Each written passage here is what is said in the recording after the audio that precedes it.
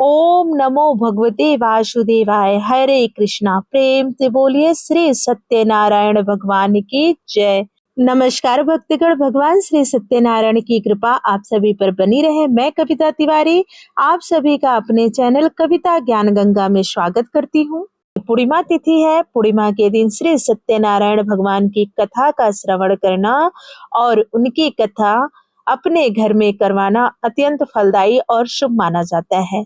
तो आइए मन में भगवान श्री सत्यनारायण का स्मरण करते हुए श्रवण करते हैं भगवान सत्यनारायण की कथा का। एक बार प्रेम से बोलिए श्री सत्यनारायण भगवान की जय। एक बार नैमिषारण्य में एकत्र आर्यवर्त के 88,000 महर्षियों ने मुनि श्रेष्ठ श्री सूत जी से पूछा, हे मुनि श्रेष्ठ, कलयुग में मनुष्य वेद विधान और धर्म विरुद्ध आचरण करते हुए पापों के बोझ तले दबता जा रहा है। अतः हे मुनि श्रेष्ठ, मनुष्य के कल्याण हेतु कोई ऐसा उपाय बताइए जिससे मनुष्य को पुण्य लाभ मिले। तब श्री सूत जी बोले, हे ऋषियों, आपने विश्व कल्याण के लिए उत्तम प्रश्न किया है। अब मैं उस मंगलकारी व्रत का वर्णन करूंगा जिसके संबंध में एक बार महर्षि नारद जी ने भी भगवान श्री लक्ष्मी नारायण जी से पूछा था और उन्होंने नारद जी से जो कहा था वही मैं आप लोगों से कहूंगा। कृपया करके आप लोग इसका ध्यान पूर्वक श्रवण कीजिए। देवर्षि नारद मानव कल्याण की इच्छा से विभिन्न लोकों का भ्रमण करते हुए पृथ्वी लोक में पहुंचे। वहां अपने अपने कर्मों के अनुसार लोगों को दुखों से पीड़ित देखकर वह बहुत परेशान हुए और मन में विचार करने लगे कि इन प्राणियों के दुखों का निवारण कैसे होगा। जब कोई उपाय न सोच सके तो विष्णु भगवान से मिलने पहुंच गए। वहां नारद जी ने श्वेत वर्ण और 4 भुजाओं वाले शंख चक्र गदा और पद्म से सुसज्जित भगवान विष्णु की स्तुति करते हुए कहा, हे नारायण, आप सर्वशक्तिमान व सृष्टि के पालन करता है। आपका कोई आदि मध्य और अंत नहीं है। आप सृष्टि के कण कण में व्याप्त हैं और अपने भक्तों की मनोकामनाएं पूरी करने वाले हैं। मैं आपको नमन करता हूँ। नारद जी की स्तुति सुनकर भगवान विष्णु बोले, हे मुनिवर, आप मुझे अपने यहाँ आने का कारण बताइए। तब नारद जी ने कहा, पृथ्वी लोक के प्राणी अपने अपने कर्मों के अनुसार विभिन्न योनियों में रहते हुए दुखों से पीड़ित हैं। मुझ पर कृपा करते हुए कोई ऐसा उपाय बताइए जिससे उनके दुखों का नाश हो सके प्रभु। इसके उत्तर में भगवान विष्णु बोले, हे नारद मुनि, अब मैं ऐसे व्रत का वर्णन करने जा रहा हूँ जिसे करने से विश्व के सभी स्त्री पुरुषों को पापों से मुक्ति मिलेगी और निर्धनता नष्ट होने से मनुष्य आनंद पूर्वक जीवन यापन करेगा। भगवान विष्णु बोले, श्री सत्यनारायण भगवान के इस व्रत को करने से जातक की सभी मंगल कामनाएं पूरी होंगी। नारद जी ने जब व्रत हेतु विधि विधान की जानकारी चाहिए तब उन्होंने कहा, हे प्रभु, यह व्रत कैसे होगा, इसके बारे में विधि विधान से बताइए। श्री सत्यनारायण बोले, मन से, वचन से और कर्म से शुद्ध होकर मनुष्य भक्ति एवं श्रद्धा भाव से किसी भी दिन यह व्रत कर सकता है। इस व्रत में नैवेद्य आदि भक्ति भाव से अर्पित कर ब्राह्मणों को भोजन कराने व दक्षिणा देने से सभी सुखों की प्राप्ति होती है। इस प्रकार सत्यनारायण भगवान की आराधना से सभी कष्टों से मुक्ति पाकर मनुष्य धन से संपन्न व सुखी होकर आनंद पूर्वक जीवन व्यतीत करता है।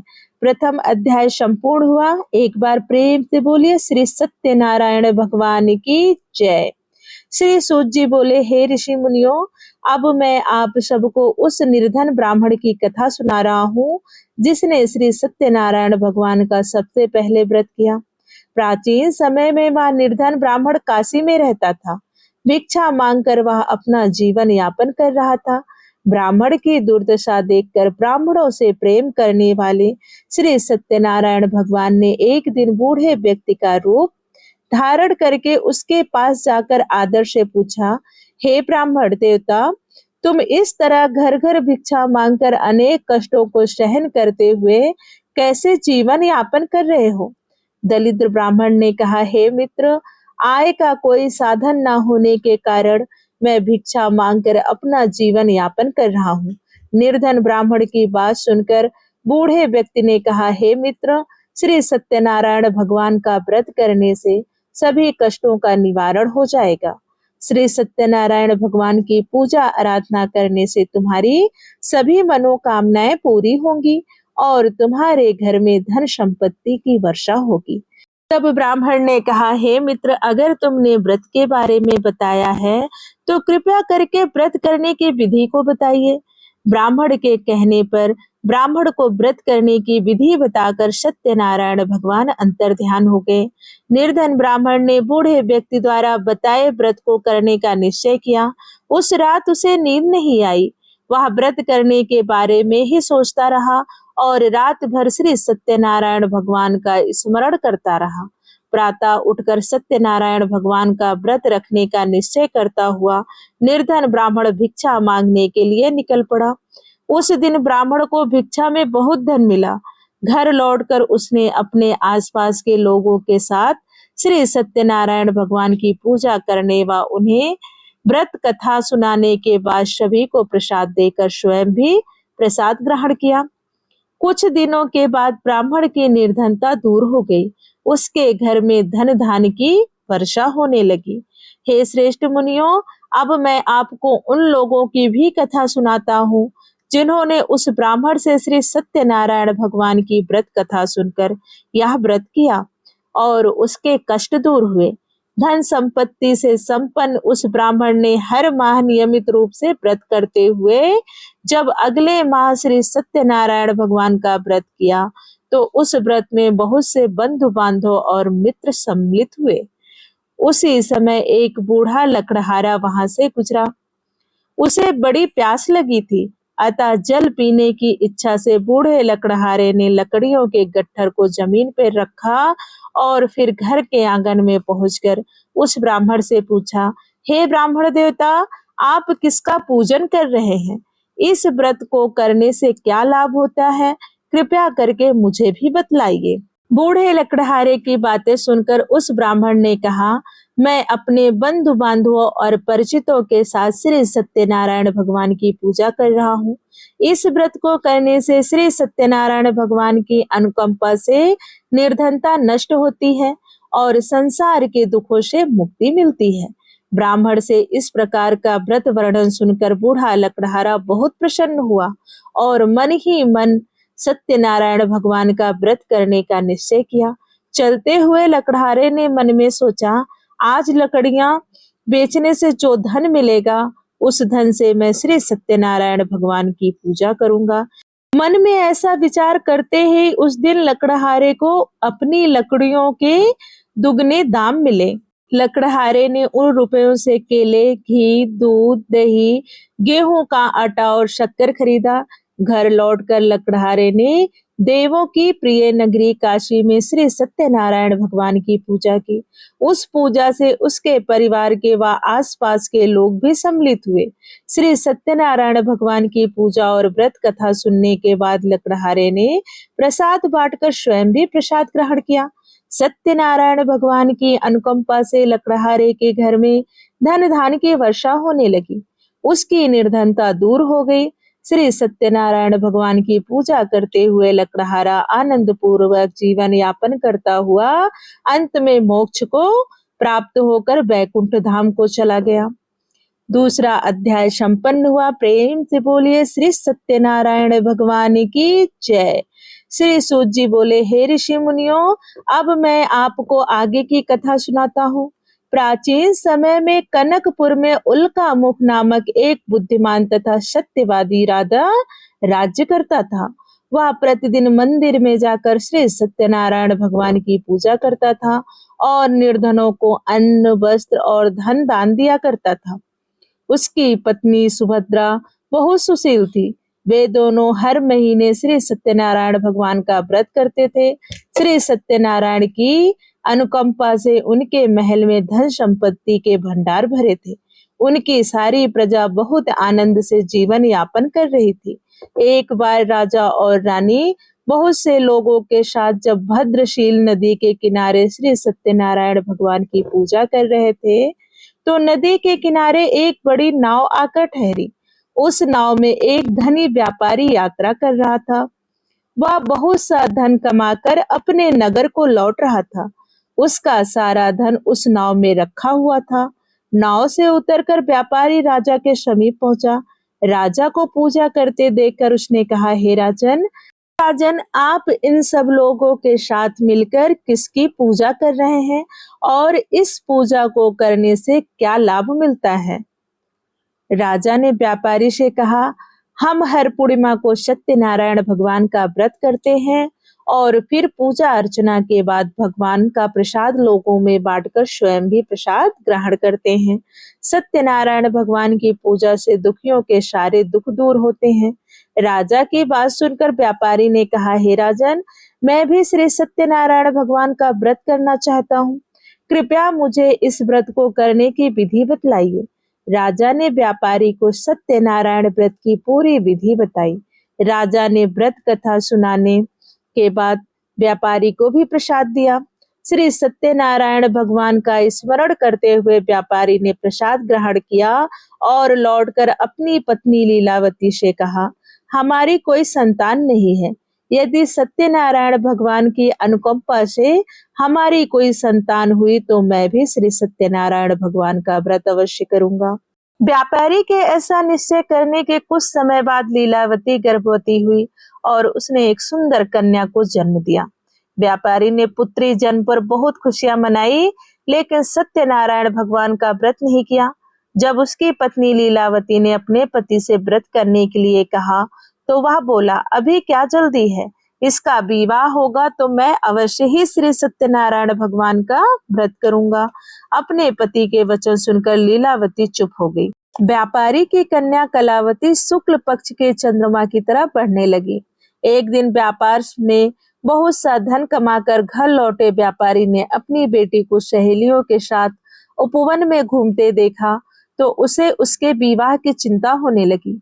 व्यापारी ने कलावती के लिए सुयोग्य वर ढूंढने के लिए अपने सेवकों को दूर दूर के नगरों में भेजा। व्यापारी के सेवक कंचनपुर नगर में पहुंचे। उस नगर में उन्होंने एक वणिक पुत्र को देखा। वणिक पुत्र अत्यंत सुंदर और गुणवान था। सेवकों ने वापस लौटकर व्यापारी को उस वणिक पुत्र के बारे में बताया। व्यापारी उस सुंदर लड़के को देखकर बहुत प्रसन्न हुआ और कलावती का विवाह बहुत धूमधाम से उसके साथ कर दिया। दहेज में उसने वणिक पुत्र को बहुत सा धन दिया। कलावती का विवाह भी हो गया, लेकिन व्यापारी ने श्री सत्यनारायण भगवान का व्रत नहीं किया। लीलावती ने अपने पति से कहा, नाथ, आपने कलावती के विवाह पर श्री सत्यनारायण भगवान का व्रत करने का निश्चय किया था, अब तो आपको व्रत कर लेना चाहिए। पत्नी की बात सुनकर व्यापारी ने कहा, अभी तो मैं अपने दामाद के साथ व्यापार के लिए जा रहा हूँ। व्यापार से लौटने पर श्री सत्यनारायण भगवान का व्रत पूजन अवश्य करूंगा। यह कहकर व्यापारी ने कई नावों में सामान भरा और अपने दामाद तथा सेवकों के साथ व्यापार के लिए निकल पड़ा। उस व्यापारी द्वारा बार बार व्रत करने का निश्चय करने और फिर व्रत न करने से श्री सत्यनारायण भगवान क्रोधित हो गए और व्यापारी को दंड देने का निश्चय किया। व्यापारी अपने दामाद के साथ रत्नसारपुर में पहुंचकर व्यापार करने लगा।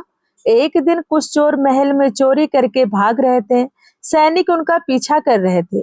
भागते हुए चोरों ने सैनिकों से बचने के लिए चोरी का धन अवसर पाकर व्यापारी की नावों में छुपा दिया। चोरों का पीछा करते हुए सैनिक व्यापारी के पास पहुंचे। उन्होंने व्यापारी की नावों की तलाशी ली तो उन्हें राजा का चोरी किया धन मिल गया। तब सैनिकों ने व्यापारी और उसके दामाद को बंदी बनाकर राजा के पास ले गए। राजा ने उन दोनों को बंदी गृह में डाल दिया और उनका सारा धन ले लिया।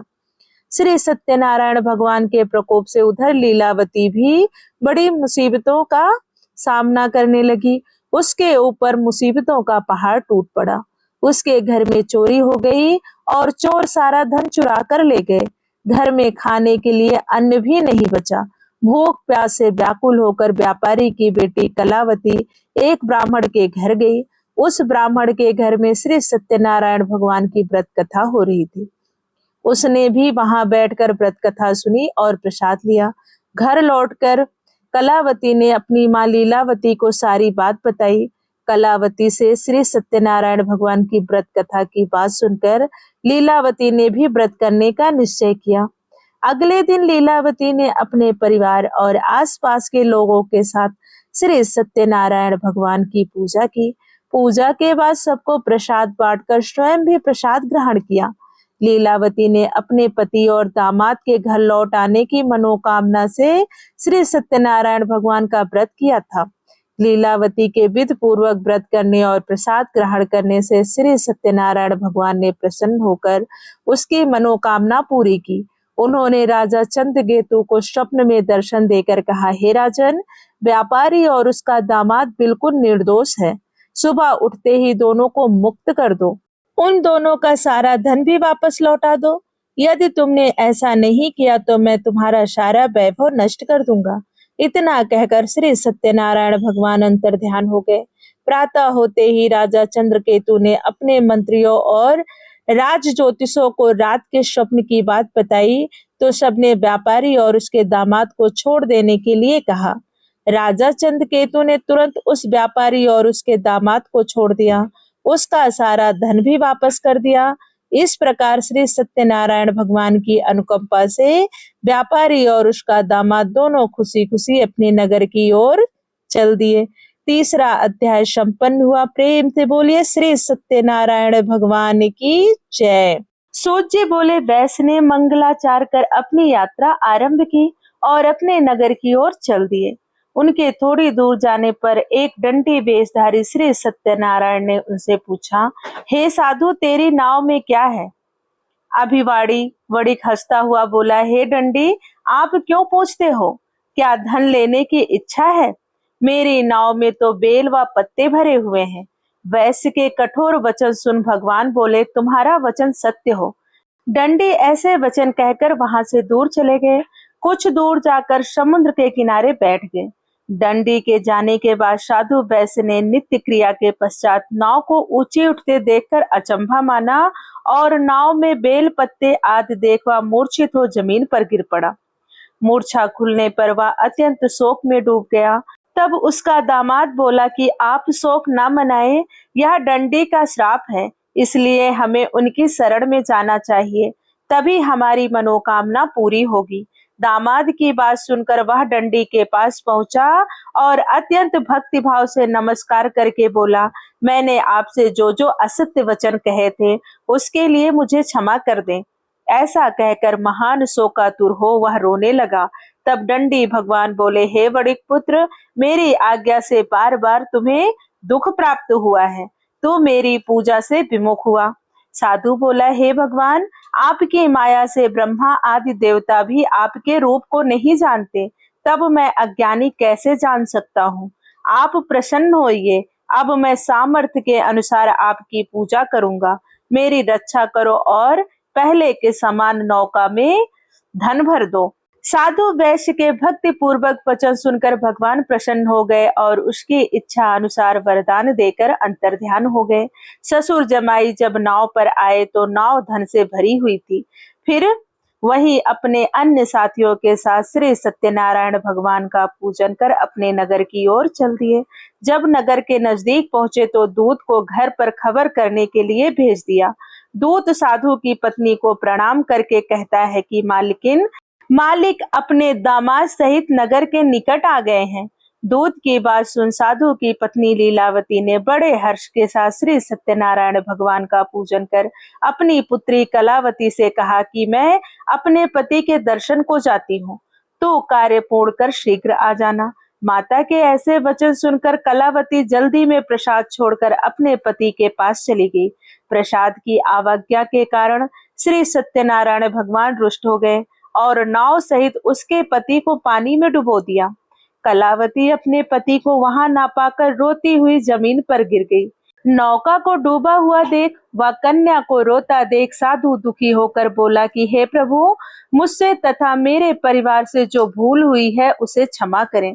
साधु के दीन वचन सुनकर श्री सत्यनारायण भगवान प्रसन्न हो गए और आकाशवाणी हुई, हे साधु, तेरी कन्या मेरे प्रसाद को छोड़कर आई है, इसलिए उसका पति अदृश्य हो गया है।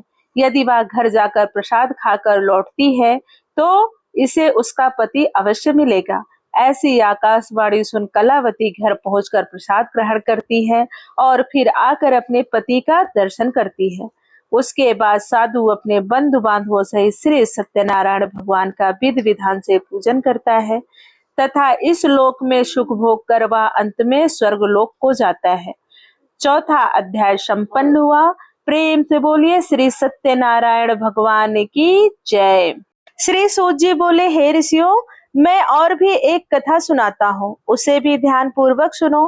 प्रजा पालन में लीन तुंगध्वज नाम का एक राजा था।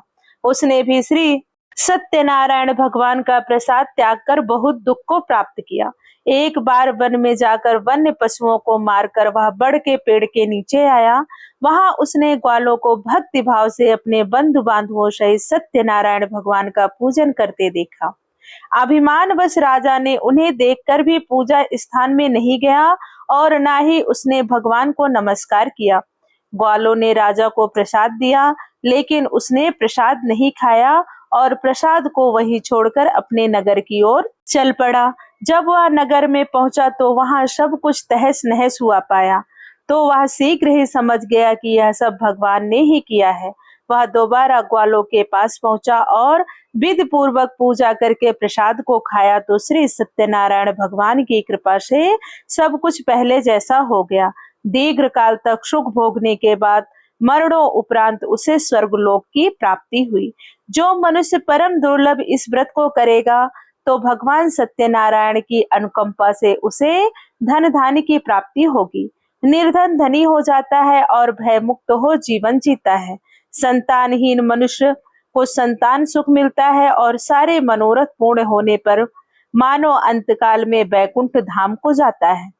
श्री सूत जी बोले, जिन्होंने पहले इस व्रत को किया था, अब उनके दूसरे जन्म की कथा कहता हूँ। वृद्ध सतानंद ब्राह्मण ने सुदामा का जन्म लेकर मोक्ष की प्राप्ति की।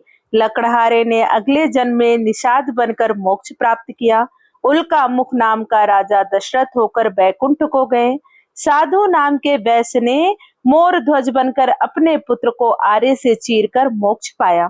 महाराज तुंगध्वज ने स्वयंभू होकर भगवान में भक्ति युक्त हो कर्म कर मोक्ष को प्राप्त किया। पंचम अध्याय संपन्न हुआ। प्रेम से बोलिए श्री सत्यनारायण भगवान की जय। आज हमने श्रवण की श्री सत्यनारायण भगवान की पावन कथा। अगर आपको कथा अच्छी लगी हो तो प्लीज वीडियो को लाइक कीजिए, शेयर कीजिए और चैनल को सब्सक्राइब कर लीजिए ताकि सभी व्रत त्योहारों की कथा आपको आसानी से मिल सके। वीडियो के अंत तक बने रहने के लिए धन्यवाद। राधे राधे। जय माता दी।